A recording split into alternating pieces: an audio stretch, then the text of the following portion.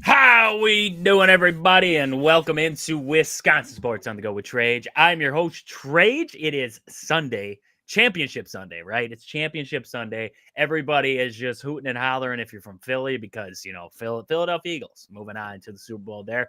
The rest of America is like, and we were hoping for Jaden Daniels. But hey, Aaron's happy, so that's what matters here. Right now, the Chiefs and Bills, that's a dogfight, 22-21 as they go in the third there. So we're going to keep an eye on that as we go along here. But right now, I mean, the only savior that we have left that can save the football season is Josh Allen. That's it. That's all we got. Josh Allen, boys. We got to root for him. This is all we got. Jaden Daniels is gone, okay? Jordan Love, way gone. He's been gone for a while now. It's all up to Josh Allen. If we have to watch Patrick Mahomes and the Chiefs take on the Eagles, round 2, right? Part 2. Oh, yay, part 2 again. I'm going to lose it. I just can't handle it there. But hey, we got lots to get into today. Lots of Wisconsin stuff to get into. We don't care that much about Patrick Mahomes. We're going to get into a lot of Wisconsin stuff today. Aaron is with me today. Aaron, how we doing? It's Sunday night. You're feeling frisky. The Eagles got the win. Philly's probably, the bars are probably lit up right now. It's like pandemonium out there. How we doing? Yeah, I mean, you got to grease the poles, right? That's what they say. Gotta grease the poles up. Yeah, I mean, I can't lie to you. As much as I downplay the NFL at times, to be Super Bowl, like it's for me, it's always Super Bowl or bust. Like making the playoffs is whatever. Like if you can get all the way there, it'll be great. I mean, I'm elated. I will say I'm not gonna rub it in, whatever you want to say, but I'm happy. I'm over the moon a little bit, but like Kobe said, man, I if you get to the Super Bowl and you lose, what's that? I hate that. It was a good season. I hate that. If you don't win the Super Bowl, I don't care. I don't. I really don't. So it's like Kobe said, job's not finished. Job's not finished. So happy to be here. If we have, if the Eagles go on to play the Chiefs, it's playing the Chiefs and the refs. So I don't know how that'll go. And like you said, part 2 is kind of I'd kind of like it, rather see it be the Bills as well. Just from a fan perspective, like the Chiefs is like, okay, it feels like the Patriots now. Like it's the same thing over and over. But yeah, long story short, pretty happy. I mean, just, Washington was just kind of outmatched out there. So moving on. It's a good day for an Eagle fan, right? It's a good day there. And you know what? You want to make yourselves feel better if you're a Packer fan. Actually, I don't know if this makes you feel better. It didn't make me feel better. This was from Zach Cruz. He's over there on Twitter there.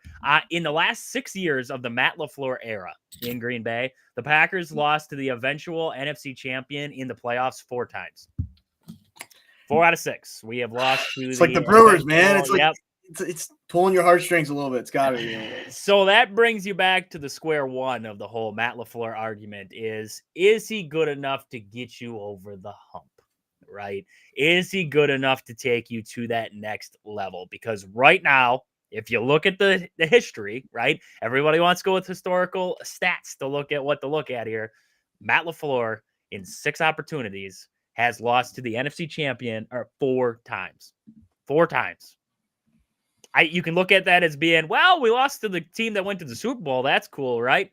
But you can also look at it as if we would have beat that team, the Eagles, if we would have beat the Eagles, played the Rams, and then would have ended up playing the Commanders, because the Packers have won that trip, right? Because honestly, if you look at that, you wouldn't have played the Rams, right? You would have ended up playing the Lions. You would have ended up playing the Lions, right? Like the Commanders did.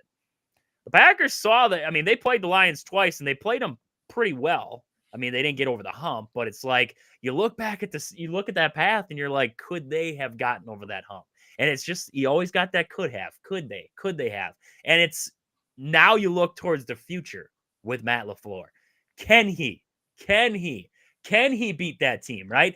If Gutekunst goes out this offseason and gets him, let's just say a Max Crosby, or way out there, right? Myles Garrett, or a guy like DK Metcalf for in that wide receiver room. Can Matt LaFleur be the guy to take you over that hump? That's what we wait and see now. That's why I think this season it's a lot of Matt LaFleur's career right here with the Packers at least. Because when I look at it, I'm like, the window's open right now. I don't know how much more of a window you can open up. It's going to be next year, after this next year, the year after, where you're going to get even more cap space. because you will lose to Devondre Campbell, and I believe there's another contract. I don't know which one, but it's still on the books there. But you're going to lose those contracts. Those will come off the books. You are going to have more with Jordan Love there. You're going to have more with some other guys there and trying to keep guys around. But, I mean, the book on Matt LaFleur, I don't know. We talked about Ben Johnson's comments the other day as like, shots at him, but until Matt LaFleur does something, everybody can poke shots. Everybody. They're not friends. I get that. The comments that he made, were they, justified? I don't know. But until he proves it, until he proves that he can beat one of these teams and go on a run and get to the NFC Championship game and get over that hump. I mean, Dan Campbell, I love Dan Campbell, right? I love what Dan Campbell's done with Detroit Lions. And he has given himself a leeway for probably about 10 years. I don't know, because the way that organization was before he got there to now, he's bought himself a lot of time. But when I look at Dan Campbell, it's like, he's got to get over it eventually, right? Kyle Shanahan. Yeah, he's been there. Sean McDermott, right? Like, holy cow. I mean, how long is that going on? Yep, they got to get over that hump. They got to get to that next level. And it's a question of, can they get there? That's going to define, it's like you always say with Mike Tomlin. You don't like Mike Tomlin simply because Mike Tomlin, he gets you 500, he gets you a winning record, he gets you into the playoffs, but doesn't win you any playoff games. And I don't want to sound like it's, every year. I honestly, there's limitations to teams, right? We can look at certain Packers teams like, that team isn't going to go to the Super Bowl. Or like a certain Eagles team, they're a 10-7 style team. My argument's always, if you have the talent in-house, right? Like Kyle Shanahan, how many years of that crap is going on? Yep. If I'm a 49ers fan, I'm like, look, this guy, he's the guy that can get you, he's the chauffeur, and he'll get you like 400 feet to like right before where you need to go, right? You're 400 feet like towards your destination. Oh, I'm going to drop you off here. It's like, dude, you never finish the job. And it's not all coaching. I get that. But we're talking about a results-based business. And I mean, LaFleur, you take over a franchise that's never the Packers are never a dumpster fire. And I can, definitely have respect for that. It's not like the freaking Tennessee Titans where it's like, holy crap. Can you win more than 3 games a year? That's a challenge half the time. But, you come into a situation with Aaron Rodgers. I think I've never been in love with Aaron Rodgers in the playoffs. I almost put more on him than LaFleur. Now you have a younger quarterback. The ceiling's high, but, he kind of regressed this year. Now, is that injury? Like, there's so many questions. And it's, like I said, it's at certain points in guys' careers, it's put up or shut up. Like, I think it's been put up or shut up for Mike Tomlin for 5 years, but now people are putting him on the hot seat, and he probably still won't get canned for another 2 years at the very least with the same results. But I mean, you got to just look at yourself in the mirror and say, when, what's it going to take? Is it more talent? Yep. Is it better coaches around? Like something, you want to raise the bar. You like every team wants to go to the Super Bowl, and certain teams try harder than others. I think there's teams out there that are like, what are the Raiders doing? Like they're just spinning their tires for, forever, basically. You bring in Pete Carroll, okay, we're going to completely switch things up. I guess the Packers are in a situation where they're good. It's like that good to great to elite conversation where it's like, how do we make steps forward? Because staying the same sucks. I would argue staying the same is the worst, honestly, than backtracking and restarting sometimes is better. I mean, look at the Lions with Dan Campbell. Yep. No, 100%. If you're not progressing, you're regressing. That's all that it is. You can't stay stagnant. You have to get better along with teams right with you, because we expect the Bears are going to get better, right? I don't know, but we expect it. The Lions constantly coming back now. The Vikings underneath Kevin O'Connell, he's been fantastic. So the NFC North is a good division now. So you have to progress with them now. And who do you blame at the end of the day, right? You have to come out of every season and you have to say, why didn't it work? What was the reason why it didn't work? Do you want to look back to Gutekunst's draft classes? Were draft classes not good enough there? Or that draft class for that season? Was it not good enough? The guys that he got the year before, did they not progress enough? Is it the defensive line coach, right? They fired the defensive line coach. They thought he was the issue. So they got rid of him there. Hopefully that helps out there. You look at the offense there. What's going to fix the slow starts? That's a question Matt LaFleur has to answer. Why do his guys look like they don't come out with the fire? Another question Matt LaFleur has to answer. The special teams. I would get rid of Bisaccia. I don't know why we keep him. The special teams is constantly a problem, but we keep bringing them back. That's a question that needs to be answered. Every single year, we have a special teams problem. We hopefully have the kicker figured out. Hopefully, the Packers get Brandon McManus back, because from everything that I saw, he was solid. I mean, he missed that one kick against the Eagles there, and outside of that, he was solid all season long. So I cannot blame that guy for one missed kick in the playoffs. Like, that's for what he did for the Packers, or before that, I'm good with him there. I mean, they have a lot of questions that they have going into this offseason. We got lots of weeks to answer all those questions, right? The NFL offseason seems to take forever. Combine's going to be coming up. They're going to have all the pro days, everything like that. So we're going to have a lot of answers to a lot of our questions, with even what Brian Gutekunst is going to want to do out there in free agency. So we'll kind of see what he does there. I did see, before we get there, I wanted to mention across social media. I just want to mention this off top of the show there, just in case anybody wants to find us out there. Facebook, YouTube, if you want to find us on either one of those platforms, watch the show there live, especially when you get on the radio there. If you want to watch the show live, check us out on Facebook and YouTube, Wisconsin Sports on the Go with Trade. And then you can check us out on Twitter, Twitch, and TikTok. We're available on all three, Wisco Sports on the Go. So you want to find us on Twitch, Twitter, and TikTok. You can find us at those. Otherwise, Wisconsin Sports on the Go with Trade on Facebook and YouTube. There you can find the live show. And then, like I said, the other day, February 12th, we're starting up on the radio there, 7 to 8 Central Time there. You can catch us on 92.3 WOSQ. We'll be live there. But I want to get into a little bit more Brewer talk today. I saw across social media, I saw a little comment, or a commenter today sent this to me. Jesus Maid is the youngest prospect on the MLB top 100 list. He's 17 years old. 17 years old. Think about that for a second. I mean, that's high school. You're still in a high school age, and you're in the top 100 for MLB prospects. That's unreal. That's just that is awesome. So, I mean, the Brewers got a guy like that down in the system there. You love to see that. Aaron, you had the list up before, top 100 prospects. Did you find the other four Brewers? It was Jefferson Cuero's on there, Jesus Maid, Jacob Mizorowski, and then Cooper Pratt are all on there. Where are they ranked right now within that top 100? Yeah, so first one, we come down here at 47 is Cuero, the catcher. Also, I mean, a lot of these guys are young, right? But 22 years old. Jesus Maid, like you said, 17, crazy. Cooper Pratt, 20 years old. At Jesus at 56, Cooper at 57, respectfully. And then you work your way down a little bit further here, rounding out the last guy, Mr. Irrelevant, if you will, right? Almost at 100 there, but not to be forgotten is Jacob Mizorowski. I hopefully didn't butcher that too much. Jacob Mizorowski, you got her spot on. Right-handed pitcher, 6'7". I mean, Josh Hader 2.0, right? Like, just that dude chucks gas. You want to see some phenomenal movement on pitches? Look up Jacob Mizorowski. That breaking stuff is nasty. He strikes you out while you're sitting there watching him strike people out. That's how nasty it is. You're like, how do guys even look at that? I didn't even see that.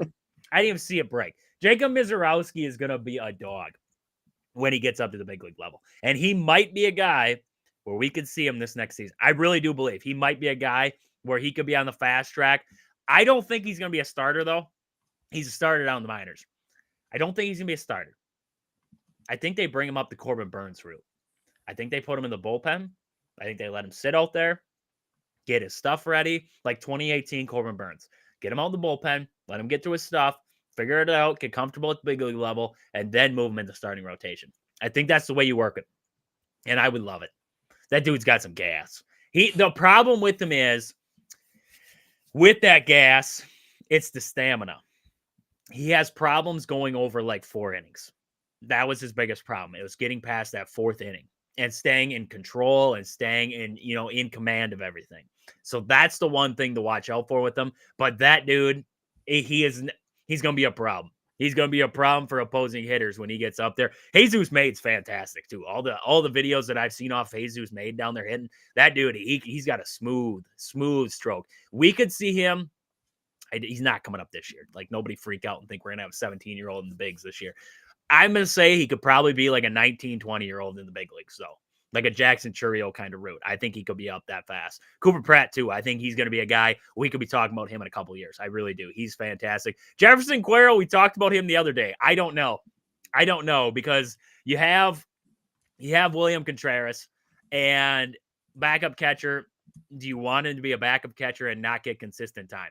Because then you're not developing a prospect. Then you're letting him sit and sulk. So it's like you almost leave him down. You almost leave him down there, and then it's like he's not getting time at the big, so you never know what he is, right? So it's going to be hard to see what's going to happen with Jefferson Cuero.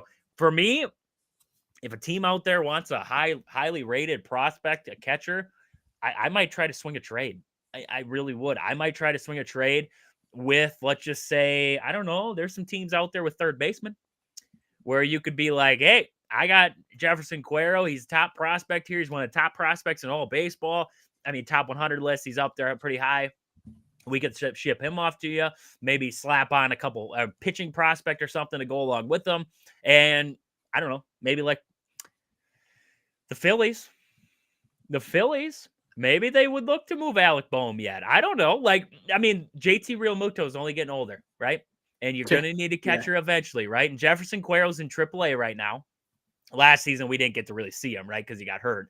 But he's in AAA. You know he's got a boatload of talent. Trust me, watching him in spring training, that dude can chuck out a lot of guys. He has got a cannon of an arm. So you watch him down there. If the Phillies got tape on him, which they should be able to find the tape on him. I mean, I could see a team like the Phillies being like, hey, we need a guy to, step up here and be the youthful catcher that we could need down the road, because JT's not going to be there for a long time. And I don't know who the catcher prospects are for the Phillies, but I would imagine they're probably not higher than Jefferson Cuero is, and probably not highly touted like Jefferson Cuero. So it's like, I don't know. That could be a team, right? That could be a team where you reach out and you're like, we know you guys aren't sure about trade or getting rid of Alec Boehm, but here's our offer. See what you want, right? So there's all those options out there, and that would be definitely something if I'm the Brewers. I'm looking at. I want to continue this talk. We'll talk about this on the backside. We got to hit our first ad break here. We'll come back. I want to talk about this just a little bit more, and then we got to get to Badge basketball, because the Cornhuskers, they got shucked today. They got shucked, and I want to talk about it on the backside of this break here. So we'll be back on the backside of the ad break here to talk. This show is brought to you by these fantastic sponsors. Pittsville Farm and Home Center. At the store, they serve you anything from hydraulic hoses to red roses. Stop in to see the awesome crew at Pittsville Farm and Home Center in Pittsville. Next, we have Sport and Spine Clinic of Greenwood. Have you been injured recently, whether it was at work, shoveling snow, or mowing the lawn? Stop in and see Chad at Sport and Spine Clinic in Greenwood. He will get you right, get you back to work, back to shoveling snow, back to mowing the lawn, doing whatever you were doing, feeling better than ever. And then we have Game Day Supply in Onalaska. Do you have a sports club or team? Are you looking for some sweet custom uniforms or apparel? Check out the awesome crew at Game Day Supply in Onalaska to help your team get the sweetest. Sweet gear. That's all you need to know. Game Day Supply down there. So I wanted to get to, we do have one text, and this is what I want to get to when we came back before we got to the Badgers here. We got one across text line. Do you think high schoolers should be considered as a prospect? That's interesting. So I would have to ask this person if they could elaborate. Is that before they got drafted, or is this when they get drafted? Because technically when they get drafted, they're already technically a prospect. So then they'd be in that ranking there. But is it before they get drafted? Because there is, I believe, if I'm not mistaken, there are lists for like top high school prospects. There are lists out there that you can get different, like if they go to different camps or if they're a part of different programs, they'll rank them on there. I know there's one PBR, not PBR, is it PB something in the state of Wisconsin. I seen there are a couple different things in the state of Wisconsin for them there, but they do a rankings list where guys can go there and show off their skills and everything like that, like arms, speed, like velocity or whatever you are, right? If you're an infielder, you're an outfielder, you're a pitcher, you're just looking for hitting, they'll show all your different metrics and they'll put it all up on the site for you, and then they'll have it all there. Oh, here we go. Here's the question. Here's another question for us real fast here. Should they be able to get drafted out of high school? I don't see why not, right? I mean, Jeter's one that comes to my mind that he went on and played at Michigan, or maybe he dreamed of going on to play at Michigan. Baseball's different. Like you look at, okay, like hypothetically, football is impossible. You ain't getting drafted out of high school to play football unless if you're just like, Thor or the Hulk, walking out there. You ain't getting drafted straight out of high school to play in the NFL. The NBA, I would say, is even different. I don't see many high school athletes Like everybody's, this is gonna piss off a lot of people when I say this. So just wait for this one. This is gonna fire up a lot of people. I am not that impressed with Cooper Flag from Duke. Everybody's like, oh, these NBA players are like, this is the greatest thing. This is the greatest guy I've ever played against. He's got so much talent. He's gonna be the next star. He's gonna be the next this and that. I watch him at Duke. He's got a lot of growing to do. Be honest with you. And it's going to tick off. If anybody out there's a Duke fan watching this, they're pissed. They're like slamming their keyboard against the wall right now. They're pissed, right? They're like, what is this idiot talking about? He's got a lot of growing to do. And honestly, that's why I look at him and I'm like, they thought that coming out of high school. He was playing NBA guys coming out of high school, and they thought this was the next dude. And I watched him at Duke, and I'm like, he's got a lot of growing to do. He's got a lot of things he's got to fix before he can be at the next level, be in the NBA, and be successful. Baseball, you're in the minors for a while. Unless if you're like a Jackson Chourio or you're a superstar, right? A perennial superstar like Juan Soto, right? Juan Soto went through the minors pretty fast there too. Look at a lot of these other guys. They're like 4, 5, 6 years in the minors before we ever even figure out who they are. I mean, baseball is different. I think baseball, yeah, you should be able to draft out of high school. Because honestly, if you go to college for baseball, like unless if that team that drafts you is going to start you out at, let's just say, the triple or like the double A level. I mean, the double A level at least. You're 22 years old already. By the time you get out of college, you go 4 years, right? I mean, 18, 19, 20, 21. You're about 22 years old before you start your big league career. And you get down there and maybe they put you in like high A. And now you got to work your way from high A all the way up. Most of the guys that get drafted out of high school are all-star. They got the talent already. They're going to succeed at the next level. The other guys go to college. So I don't have a problem with it. I don't have a problem with guys getting drafted out of high school for baseball. Football's never going to do it. Basketball, they've done it, but I just don't see it really working in today's leagues. I think it's too fast. I think guys are too big. I think that they wouldn't be able to keep up in the game, and I think they'd just be a bust. They wouldn't be able to figure it out fast enough, and people would give up on them. So I can't see it in any other leagues, but in baseball, yes, I can see it definitely working there. Yeah, I definitely agree. I mean, I think with baseball though, that's the thing. Like, I mean, if you play at like a South Carolina or like Texas or like there's some marquee schools. Yeah. Like you play really good competition. It could be a good thing for you. Now, like you said, if you come out late, like you're a senior and then you get drafted and stuff like that. But I still think, I mean, baseball, Harper, Soto, all those guys started like they all of them had to make their path, right? Christian Yelich, like these guys, no matter Harper how went good JUCO, you were, didn't he? He was JUCO too, wasn't he? Bryce Harper? Yeah. Yeah. So that's the thing. Like, no matter how good you are coming out of high school, college, like you have to prove it at the next level. These guys. I mean, Jackson Holiday was in summer league ball for a little bit. We've seen guys down there in Florida and like in different leagues and everything. Like baseball, the grind to get to the show is the ultimate grind. Like you have to prove it at every level. So I mean, getting drafted out of high school doesn't mean much until it's not like you're getting drafted in the first round of the NFL draft and like you're expected to play. Like that, we're talking. Yep. These guys have to prove it at A, single A, high A, double A. Like it's an absolute grind. So yeah, getting drafted out of high school, that's a whole. Like you're just getting started. You're just scratching the surface. Yeah, no, I would agree. And great question because I think that's something that is talked about a lot. Football's never really talked about it because, like I said, it's physically impossible to. I mean, even some college guys don't even match up to what the NFL has to throw at them. But like the NBA, that's something that's been talked. I mean, look at LeBron. LeBron never went to college. Maybe he could have used a little bit of college, but he never went to college there. So I mean, that's everybody's got their own opinion on Mr. LeBron, and mine is that he sucks. So that's just how I roll with it there. But I want to get to the Badgers, Aaron, because like I said before, them Shuckers, they got shucked. They got shucked in this game by the Badgers. It was just that kind of day. It was just that kind of day in Madison, and we loved it. We loved every second of it. Connor Essegian comes back. I was a little worried, right? I was a little sketched out. I was like, I don't like this. Connor's coming back. I got a feeling he might torch us for 40 or something. Nah, none of that. None of that in this one. Badgers start out hot, and this is, you talk about that West Coast road trip that they had, right? They played against USC and UCLA. Both those games, they had slow starts. That game against USC, I believe their first three possessions resulted in a turnover. Like, that's the slow start I'm talking about. And UCLA came out hot. The Badgers came out hot in this game here. Badgers 19-2 run to start the game. They were 5 for 6 from downtown. 5 for 6 from downtown. Wow. I mean, wow. Just came out hot. And this is my favorite part. So Badgers go on that big run. Nebraska closed that gap. They came back. Nebraska came back in this one. Don't let that final score fool you. This game got down to 4. Jack Janicki had a huge steal, took it down, threw the hammer down there later in that first half, and then the route was on. Jack Janicki flipped the script for me in that game. He completely flipped that script in that moment. The momentum was all kind of favoring Nebraska. Wisconsin was on this little cold spell. Jack Janicki changed that game. Love to see that there. John Tanjay and John Blackwell, the Johns, right? The John brothers there.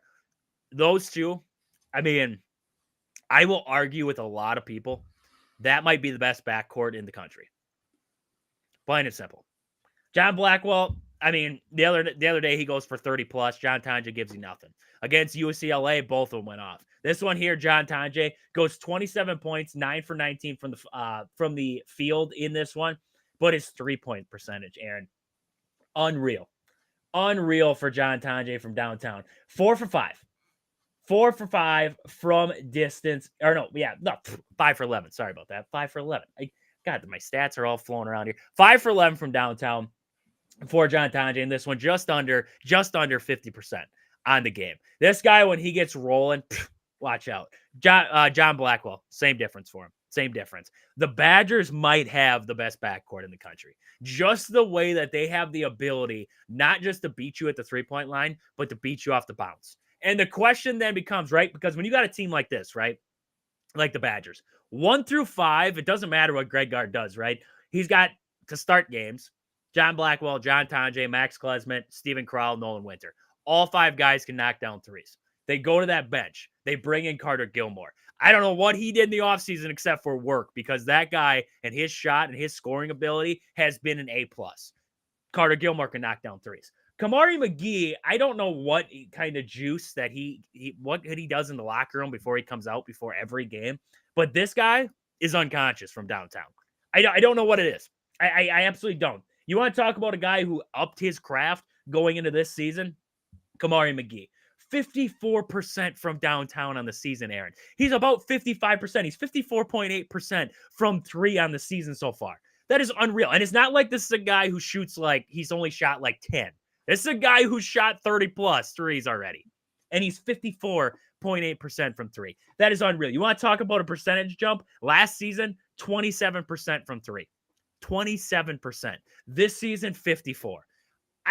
The thing with the Badgers, and this is what really was evident in this game here, their depth and their ability to score, not just in the starting 5, but their ability to score on that bench. The ability that when they go to that bench, you still have to respect everybody that's out there. You still have to respect a guy like Carter Gilmore or a guy like Jack Janicki, who had a 3 for 3 on this game here, and then Kamari McGee. The depth of the Badgers is their saving grace, because what do you do defensively? Right? Most of these teams out there, you look at them, you're like, well, you know, we can hone in on this guy, and if we slow him down, we can beat this team, right? Wisconsin put up 80-plus points, and John Tanjay scored 0. 0 points. In this game here, and I know we're going to harp on him. I know a lot of Badger fans out there are going to harp on him. Steven Crowell had 1 point in this entire ball game. He didn't shoot. He didn't shoot once in this game. And the Badgers put up 83 points. He didn't shoot one time. Your big guy gave you absolutely zilch, nothing, 0, nada, across the board. You still won the game. That's what speaks volumes to this team, is they can score it in a boatload of different ways. Now, in this game here in Nebraska, they doubled the post, right? I don't want to have everybody blaming Steven Crowell for getting you 0. Yes, I wish you would have that big post presence that would score you buckets all the time. 100%. I agree. In this game here, they doubled down in the post. The thing with Steven Crowell is, and when we talk about him getting involved, because I know we always put it in the pregame notes, right? All the time. When we're pregaming for these games, when we do the preview, I always say, get the post involved, right? I don't mean score it. I don't mean have the Badgers score it. or have the post score it. What I mean is get the post involved to the point where Steven Carl is getting doubled and he can kick out the shooters. That's where I'm looking at. That's where I'm looking at with this team right now.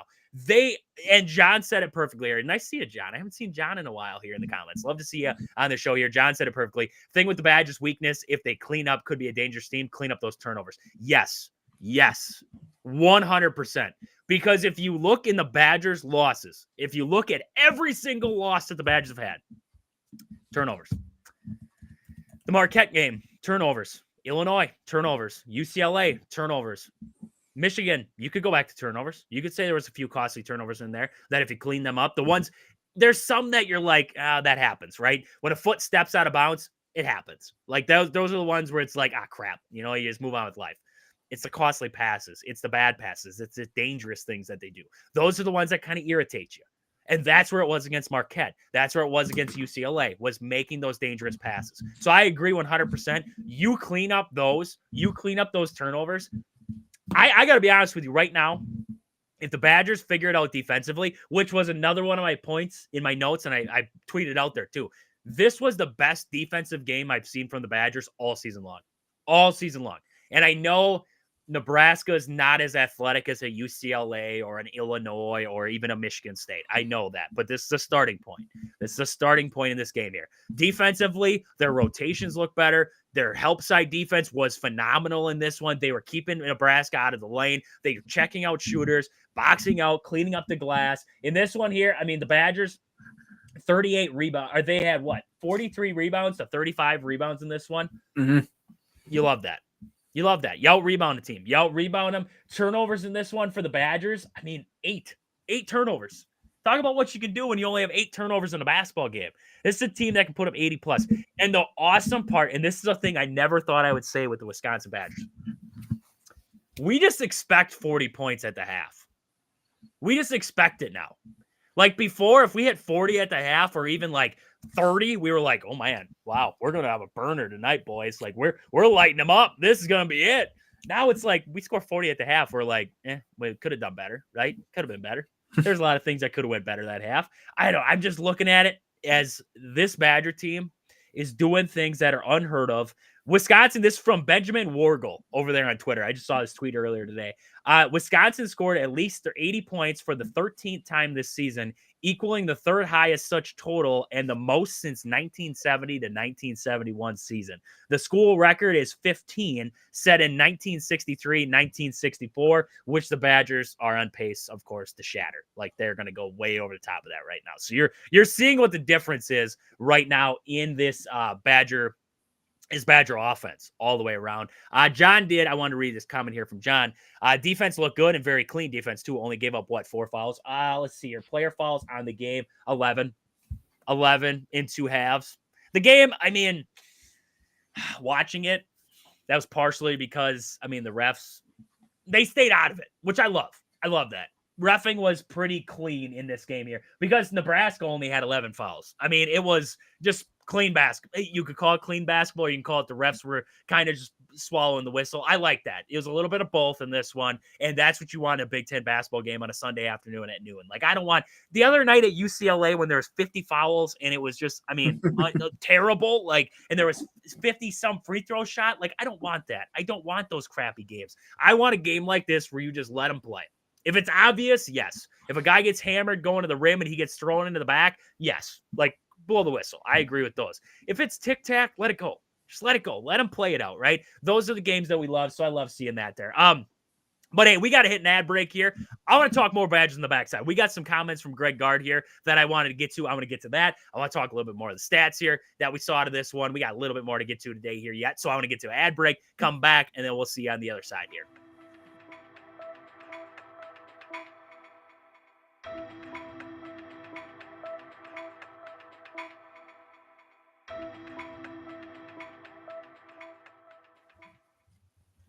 Just a quick little one there, guys. Just a quick little one. Like I told you guys last week there, we got the radio show coming up. The show will be on the radio. We got to get used to the 3 ad breaks. Right now, technically, I only have 2 sponsor ad breaks, so we just hit that countdown there so we can have that for the recorded versions. Everything like it. yes, just bear with us during the 10-second countdown there in the middle. But I want to get more Badgers here because, Aaron, this was a great game. This was a great game for the Badgers here. 83-55 was the final there. The Badgers, wire to wire, were in control of this game here. It got close. Like I said, 4-point game there at one point. Then the Badgers jumped back out. And I think that's another thing coming off this game that I loved was that we've talked about in the past, right? What was it? The Ohio State game, the USC game, those two games where it was like the Badgers built a big lead and then those teams came back on them and they made it close at the end. And in both games, right, the USC game, Badgers were able to pull back ahead after the half, but Ohio State took them down to the wire, right? This game here, Nebraska closed that gap and the Badgers took a big halftime lead, right? They had 12-point lead going into the half. They didn't waver off that lead, right? The Badgers threw the haymaker to start this game. They got a little, like, Nebraska was throwing, like, they were trying to kick you in the face, but they were missing, right? Maybe they just whacked you, grazed your ear a couple times. And then Wisconsin threw a haymaker right back at them. And it was done. It was done. They came out and they controlled the pace. They controlled this game. That's what we wanted to see out of a Badgers team, was just utter dominance, right? Wire to wire. Can you dominate a team wire to wire? This game here, the Badgers dominated wire to wire. And if you ask the Nebraska fans, it's like, what have you done this year besides beat Arizona? Shut up. I saw somebody comment that earlier on a post. They're like, let's just, it's like, shut up. I mean, that's enough. That's enough out of this. But Greg Gard, I want to talk about a few things Greg Gard had to say after that one. And they talked to him in the post game because the Badgers, they're going to have this little road trip here. They're going to have a lot of road games coming up here pretty soon. They go to Maryland. They go to Northwestern. They come back home for Indiana. They go to Iowa. They go to Purdue. And then they come back home for a few there. So they're going to have they're going to have some road games there. 4 of their next 5 are going to be on the road there before coming back home for Illinois, Oregon, Washington. But then they have another road trip there with Michigan State and Minnesota. So they have a lot of road games here, right? And Greg Gard had to say, we're getting on a plane. We're going somewhere to play basketball. That's all he said. That was his comment on it. I love that comment, right? He said there are a lot more difficult things out there in life and where you have to play. Tell us where we have to play and we'll be there. I love that. I love that comment. Because Greg Gard, we heard from, it was UCLA's Coach Cronin the other day, where he's like, we've seen the Statue of Liberty twice in 2 weeks or something like that. And, he's getting all fired up and having to play. And I don't know if this was a shot at him for saying that and everything like that. But Greg Gard's like, dude, we're going to get on a plane. We're going to go to Maryland. We're going to take care of our business. We're going to go back. We're going to take on Northwestern. And then we're going to come back home for Indiana. And then we're going to go back on the road. We're going to take on Iowa. And then we're going to go to Purdue. Then we're going to come back home and take on Illinois. When you go to the big dance, and this is what Cronin and a lot of fans, and a lot of fans get irked with this one, but when you go to the big dance, you're on the road for how many weeks if you go all the way to national championship, right? You got the round of 64, round of 32, Sweet 16, Elite 8, Final 4, national championship. You're on the road for 6 games. Right there, you're on the road for 6 games. What gets you better than playing on the road in the Big Ten? What gets you more ready for the dance? Like Greg's like, bring it on, right? We got to prove to ourselves that we can not only win at home, but we can go on the road and win basketball games. Because for a fact, and when you're at home, you have the crowd, right? The crowd's into it. The crowd's with you. When you go on the road, they ain't with you. They're most of the time against you. Unless you go to Indiana right now, then they're booing Mike Woodson and they're trying to get him fired. But outside of that, they're with you, right? So that's the thing. You go on the road in the Big Ten, you have a stretch of games like this, I think it builds you a little bit more. If the Badgers can go to Maryland, right? And John said it right there perfect. Maryland is a sleeper team. They just had another good game there. I agree 100%. Maryland has been playing a very good basketball as of late. Maryland's been fantastic as of late. I shouldn't even say they've been playing very good basketball. They've been fantastic. Beat Indiana today, and they had that win against Illinois by 21 in Illinois. They went to Illinois and beat them by 21. I get Avicic wasn't playing for Illinois, so they're missing the big fella. I get that. But you got blasted on your home court by 21. That's different. That's not just missing one guy. You got blasted by Maryland. And then they did have that win against Nebraska before that there. So Maryland's starting to hit a little bit of a streak there. for good games. So that Maryland-Wisconsin game could be a very good game there. Could be a top 25 matchup too, because Maryland could be ranked in the top 25.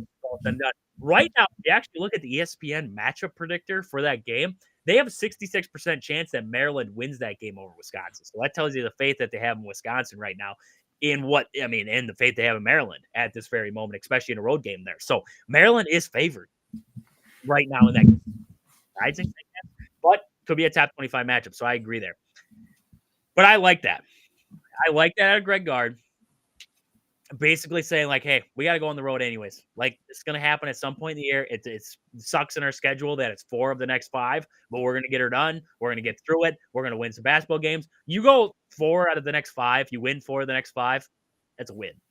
That's a win. You go on the road and you win 3 of those road games in Maryland, Northwestern. You win in Iowa. You beat Indiana at home. And then you play Purdue on the road. And maybe you play a close game, but Purdue, because Mackey Arena just absolutely sucks to play in for Wisconsin. I don't know what it is. Like, that place is cursed. That place is cursed. I'm convinced that place is cursed.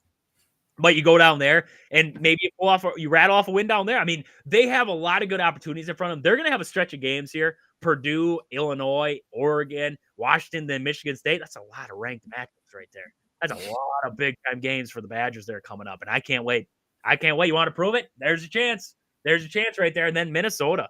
I mean, John knows all about Minnesota. Oregon just got beat by him the other night there. Minnesota's starting to find their groove. So even Minnesota coming up late in the season for the Badgers, that could be a tough game. Minnesota's got that win. They just beat Oregon, and I believe before that they beat Michigan and Iowa. They got a win against Michigan, Iowa, and Oregon. 3 straight wins for Minnesota after they got beat by Maryland and lost to Wisconsin there. I mean, that's a pretty good – Minnesota's starting to figure it out there. I don't like Minnesota, but they're starting to figure it out. So I'm looking at all these – I mean, the Badgers got tough. They got a tough schedule in front of them, and they knew that. They knew that. Big Ten's always tough. They knew that it was going to be a tough sled there. John says don't sleep on Northwestern. I agree. Northwestern's got some good players too. Martinelli's still there. Barnheiser's still there. Nicholson is still out there for him too, and that Leahy's playing pretty good basketball for Northwestern. So all the way around, I mean, Northwestern's got a pretty good team. I just watched them take on Illinois today. I believe Illinois pulled that one out there, but outside of that, I mean, Northwestern, solid ball club. They got some solid players, some experienced guys. Badgers, they got experienced guys too. And that's where I think the Badgers been playing well right now is they got the maturity. The maturity level of Wisconsin, I think, is what puts them over the edge of some of these other teams. John Tonje, Blackwell in his sophomore season there, Stephen Crowell getting older, same with Gilmore, Max Klesman. If Max Klesman figures it out on a consistent basis, this team is going to be scary. And they're scary right now. But if Max Klesman can shoot it consistently and you put him in the backcourt with John Blackwell and John Tonje, watch out for that. Because if Max Klesman can ring it up with these other two, this team is going to become deadly from downtown. I saw the stat over the last – I just had it up just before there, and I didn't want to lose it there. Greg Gard, that's another quote from Greg Gard. Across the board, we see offensively, we're a handful. When we get ourselves locked in defensively, we become a complete team. That was something that we just stated on before there. This team, the thing that they were lacking, like John said, was turnovers was a big problem, but also defensively. We said when this team could figure it out defensively, because that game to Illinois, right? They lost that one. They put up 80-some points, 80 points against Illinois, and they lost it 86-80. You don't lose many games like that. UCLA, you put up 83 points and you lost. You shot 50% from the field, 50% from the three, and 50% from the 85% in that game against UCLA. They shot from the free throw line right around it there. I think they were probably around like 89%, if I'm not 85. They shot 51% from the field, 50% from three, and 85% from the free throw line. And they lost that game. What's the thing that keeps holding them back? It's defense. It's picking it up on the defensive end. And we talked about it. What did we see better in this Nebraska game? Defense went off. They played a lot better. And it was shot blockers too. I haven't seen the Badgers block many shots in a while. And Nolan Winter had one, I believe, in this one here. I believe Gilmore If he didn't have one, he had an attempt at one. But either way, I mean, they're getting some shot blocks attempts. So you love to see that.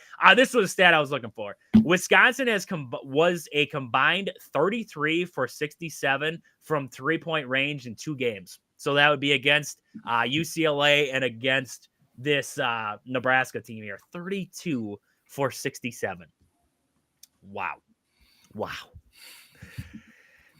When this team gets rolling, they're hard to beat. That's what we're trying to say here. When this team gets rolling, they are hard to beat. Aaron, was there anything you saw coming off this game against Nebraska? You're like, wow. Like this Badger team, they're starting to feel it, and this Big Ten schedule is starting to ramp up a little bit. The record's starting to look good here for the Wisconsin Badgers. Yeah, I mean, one person you bring up a lot there, like Max Klesman. I mean, we've kind of harped on this team. You know, are they a great rebounding team? I wouldn't say they're a great rebounding team, right? That's something they can always get better at. I mean, he crashed the boards for 7 as this mic continues to fall off the table. 7 boards tonight. Like that's, I mean, out of a 6'4" guard, right? Like that's impressive. Like there's something to be said for that. Are you going to get 7 boards every night? Probably not, right? But when another guy can kind of step up in a role like that, you know, that's good to see. Like any type of experience and any type of like broadening your game in a dominant win, like that gives you confidence. Hey, you know, we go play a better team down the road here. Maybe Maryland, even let's say Max Klesman has some more confidence, maybe in the rebounding department, you know, like just that type of thing. Like you bring up, you know, I'm a big John Tonje guy from afar a little bit, but I'm a big John Tonje guy. Like this was a game like you expect. No, I'm not going to say every night, but you expect him. He can do this a couple times a week, right? He can give you those, you know, 27 odd points there. So like you love to see that. I mean, they just took it to him, right? Even when it got close, okay, hey, we're going to put the foot back on the gas. Like we're going to show them, you know, they can't hang with us. Like, and that's what you got to do. You got to put these teams down and kick them while they're down and just keep going. So, I mean, yeah, you just love to see a lot of what they did today. And like you said, you know, Stephen Crowell giving you basically, you know, 7 boards, 3 assists, and 1 point, but you know, everybody else scoring for the most part. You love to see it. And I think this is a win they can build off of as far as, you know, outside of, you know, your main guys. You know, you see some bench guys, you know, be productive here. And just this is going to be a stretch, right? Like this is going to test them. This is going to test their merit a little bit, being on the road. Tough environments like Maryland's that's a good environment. I know that. And some others, you know, we talk about here. So, you know, you want to go into a stretch like this with a win and with a dominant win. I think at best, you know, that is the situation that you're looking at, and it played out for like they took care of their business and we move forward and on to the road trip that will happen here soon. Yeah. No, I agree. And John, I see you in the comments there. I want to get to your comment when we come back from the break here. We got to hit our last ad break. We're going to come back. I'll get John's question there. We'll wrap up the Badgers here for the day, and then we'll get out of here. And if you got any questions, anybody else out there in the comment section tonight here across the texting line, the number's down below. If you got a question, comment, anything like that, definitely send it across our way, across the texting line or into the comment section wherever you're tuning in. So we'll see you guys on the other side of the ad break. This show is brought to you by these fantastic sponsors. Marshfield Motor Speedway, located 3 miles outside of Marshfield on County Road H. Tons of family fun for all ages. Great food, great drinks, great racing. I cannot think of a better way to spend a summer day or night than down at the track. Next is Sports Scene in Marshfield, Wisconsin, located at the Marshfield Mall. Get down there and see Al. He has everything you need, from sports cards, memorabilia, jerseys, model stock cars. He's got it all. Sports Scene in Marshfield. And then we have Peggy Sue Beslick, Century 21. Do you want to find your dream home or maybe looking to sell your current property? Let Peggy Sue Beslick at Century 21 help you with all of your housing or property needs.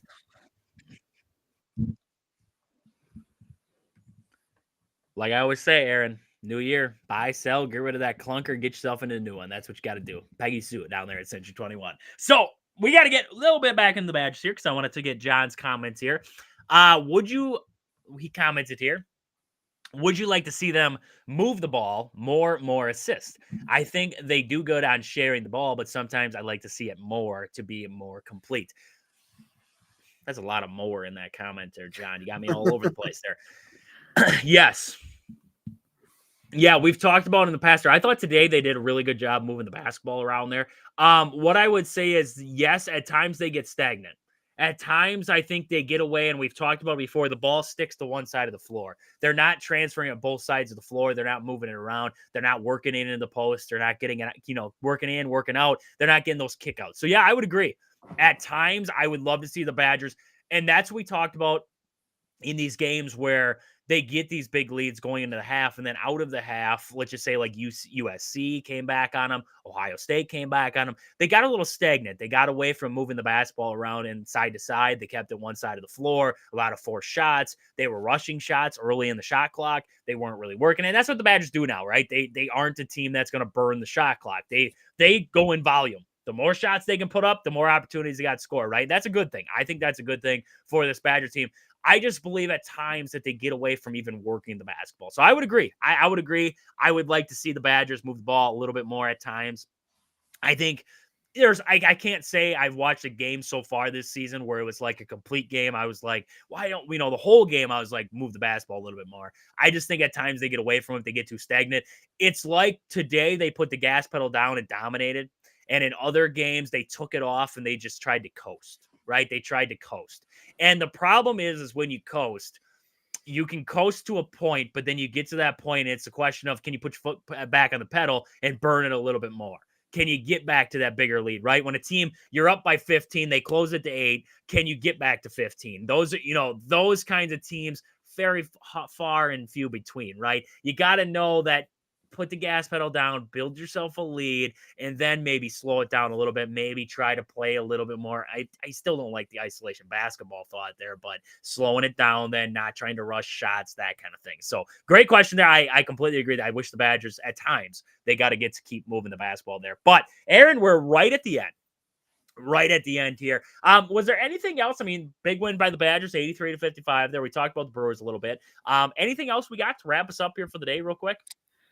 Not so much. I mean, obviously this AFC Championship game coming down to the wire, as it always is with the Bills and Chiefs, it feels like, but I'll be shocked if the Bills pull this off. It's just, unfortunately it seems like history is probably going to repeat itself. I mean, the Chiefs don't lose. I mean, it's very rare they lose. It's just, wow. I don't know.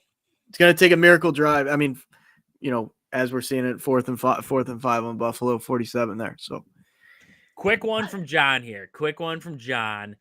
Any teams so far that we see as dark horses? I've been saying St. John's before the season, and also Mississippi State to make deep runs there. Is there any dark horse teams we're looking at? And he said, of course, Wisconsin. Thank you for the love there, John. Thank you for the love there.